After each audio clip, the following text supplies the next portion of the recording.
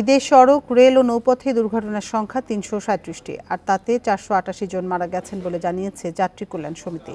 এর মধ্যে সড়কে সবচেয়ে বেশি ৩০৯টি দুর্ঘটনায় মৃত্যু ৪৫৮ জনের। এছাড়া দুর্ঘটনা রোধে মহাসড়কে মোটরসাইকেল ও ছোট যানবাহন চলাচল বন্ধ সহ ৮ দফা সুপারিশও করেছে সংগঠনটি। ঈদ এলেই সড়ক, মহাসড়ক, রেল ও নৌপথে বাড়ে দুর্ঘটনা। এবারও ছিল না এর ব্যতিক্রম। বুধবার এক সংবাদ সম্মেলনে যাত্রী কল্যাণ সমিতি জানায়, নানা গণমাধ্যম ও হাসপাতাল থেকে পাওয়া তথ্যে ঈদের আগে পরে ১৩ দিনে সড়কে ৩০৯ দুর্ঘটনায় নিহত হয়েছেন ৪৫৮ জন। রেলে ২২ দুর্ঘটনায় ২০ ও নৌপথে ৬ দুর্ঘটনায় ১০ জনের মৃত্যু হয়েছে। গণমাধ্যমে দুর্ঘটনার সব খবর আসে না দাবি করে তারা বলছে, বাস্তবে দুর্ঘটনার সংখ্যা আরও বেশি।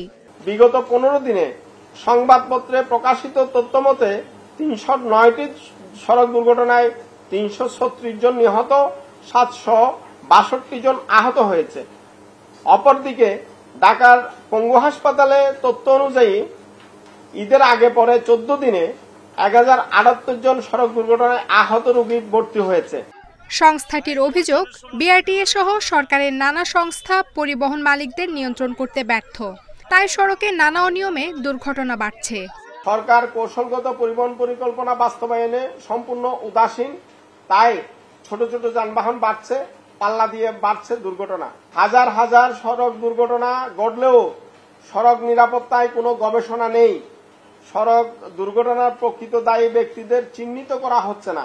সংগঠনটি দাবি করে, গত ঈদে যাত্রাপথে ২৭৭ দুর্ঘটনায় নিহত হন ২৯৯ জন। আর এই ঈদে সড়কে নিয়ন্ত্রণ কম থাকায় দুর্ঘটনা ও মৃত্যু দুই বেড়েছে। আফসানা আফরোজ জুই, ইন্ডিপেন্ডেন্ট নিউজ, ঢাকা।